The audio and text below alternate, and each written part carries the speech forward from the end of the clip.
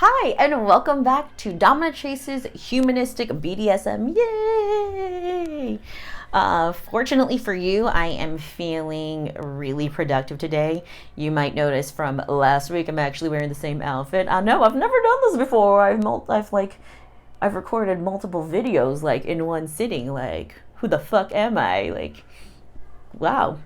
Like, you guys, I'm so proud of me. Like, I hope you're proud of me. So today's topic, as I promised last week, aka like 10 seconds ago at this point, was a continuation of BDSM 101, the basics. So last video is here. I still don't know. I'll fucking figure this out. Here it will be a link to last week's video. It was about what the hell is BDSM. The answer is basically everything. So I wanted to cover today, now that you know what BDSM is, you want to get into it. One of, again, the basics is kind of figuring out after you've done some research, is figuring out your role.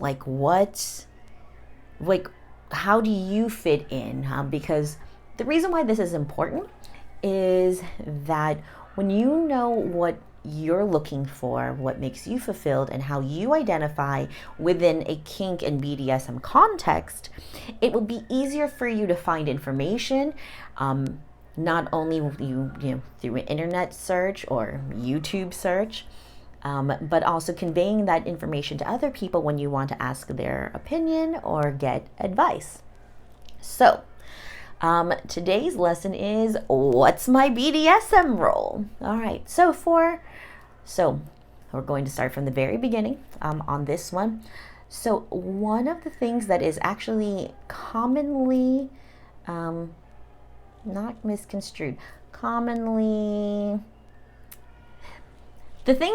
of the major things that humanistic BDSM differs from other BDSM as a totality is that humanistic BDSM differentiates between top and bottom, dominant and submissive. So what's the difference? All right, so top and bottom in humanistic BDSM terms, by the way, because it's my brand, that's the name of the channel. Top and bottom is about who is doing or receiving an action, while as a dominant submissive is about who is mentally and emotionally in charge. So an example I like to give is you can be someone who is receiving an action. Let's say let's just pick paddling, something that we've all seen, or at least have heard about or can easily imagine. So paddling, so you have someone who is holding the paddle and then paddling someone else, and then the paddlee, the person being paddled. So the person who is performing the action is the top, and the person receiving the action is the bottom. So one of the things in BDSM as a greater whole tends to conflate the idea between the top is in charge and is dominant. However, go with me here, thought experiment. What if the bottom was the one in charge and gave orders to the other person to hit them? So in this scenario, the person getting spanked is mentally and emotionally in charge, even though they are receiving an action, right?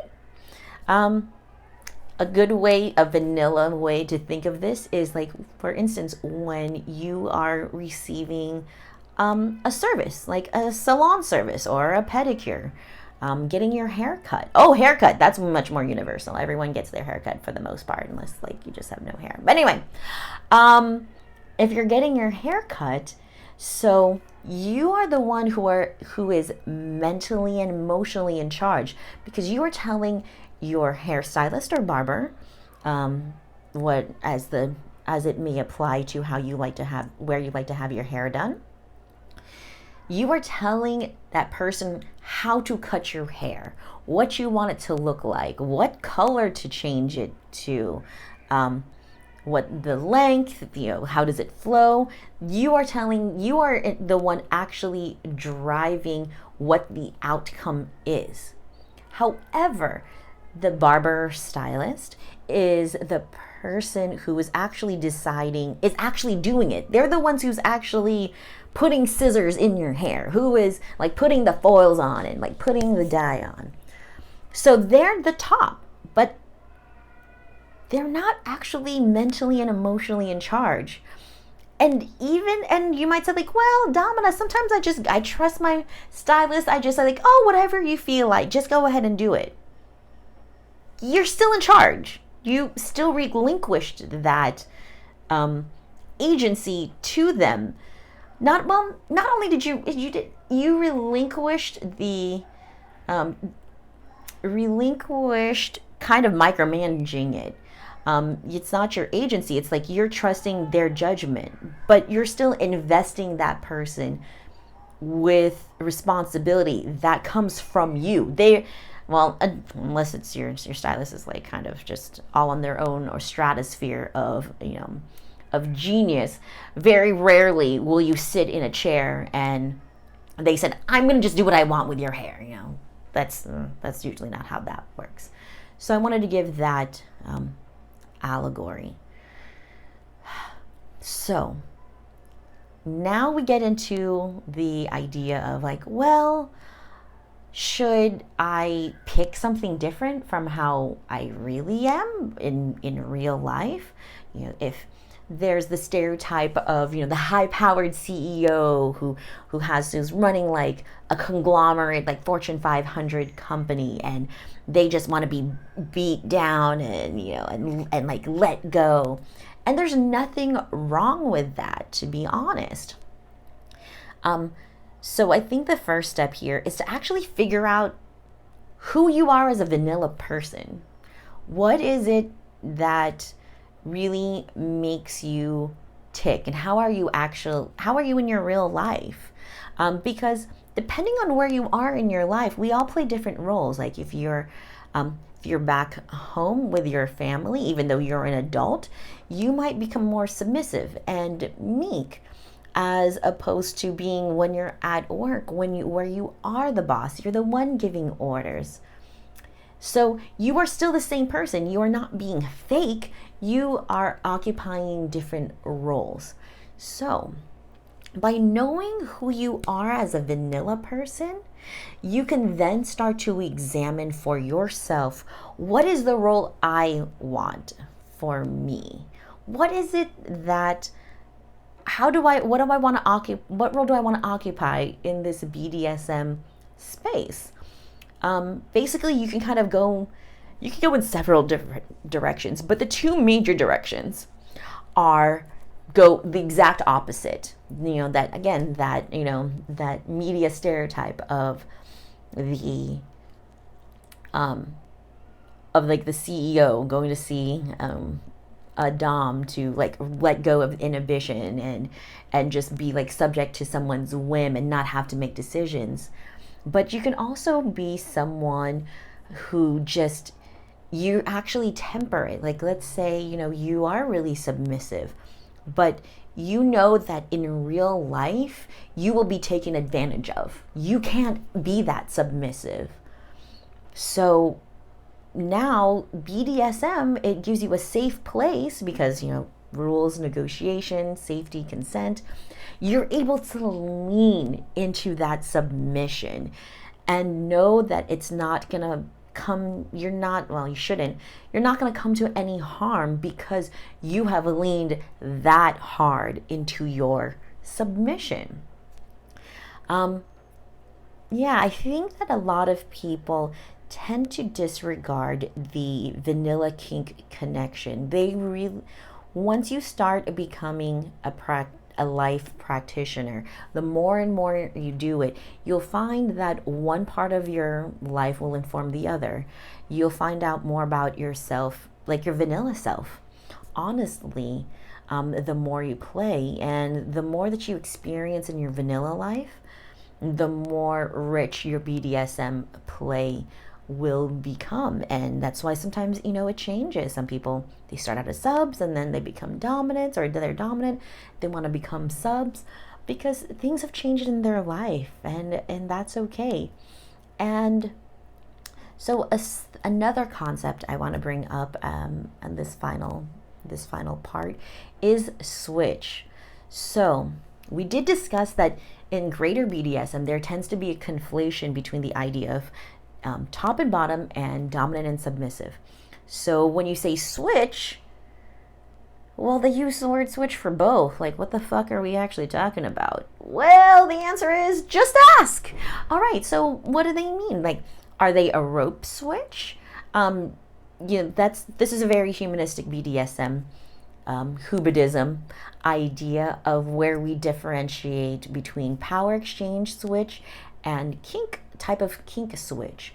So you can be a rope switch, you can be a pain switch, you can be like a humiliation switch, or you can be a DS switch, a power dynamic switch.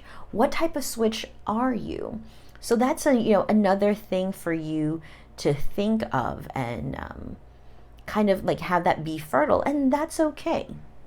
So let's just recap. So today's lesson was today's lessons was on finding your role within kink. So you want to discover, like, do some self-exploration. Are you more interested in giving or receiving an action, or being mentally and emotionally in charge, or giving that up? Or does doing both actions, like receiving and both giving and receiving, sound good? And does sometimes being in charge sound good, sometimes not being in charge sound good? You might be a switch, and it's okay for you to like pick and choose and mix them all about, because that's what humanistic BDSM really is about. I want you to customize BDSM to whatever feels the best for you, as long as it's safe and consensual. All right, so that's it for today's episode. If you liked this episode, please do like, subscribe, and share. If you would like to engage with the greater humanistic BDSM community, make sure to find us on Facebook. And if you really liked what you heard today, we do also have the Patreon and the associated Discord server, where it's kind of more free for all. Man, that's it. So next week's episode will be on, I had it in the top, I'll put it in the comments when I realize I wrote it down. I don't know where to put that piece of paper. Next week's episode will be on, it's not your roll. Something has to do with rolls, but not the bread kind. Those are delicious. I'm a little hungry. All right. Yep. Just come back next week for the next BDSM 101. I'll figure it out. Okay. Bye, everyone. Bye. Bye. Bye.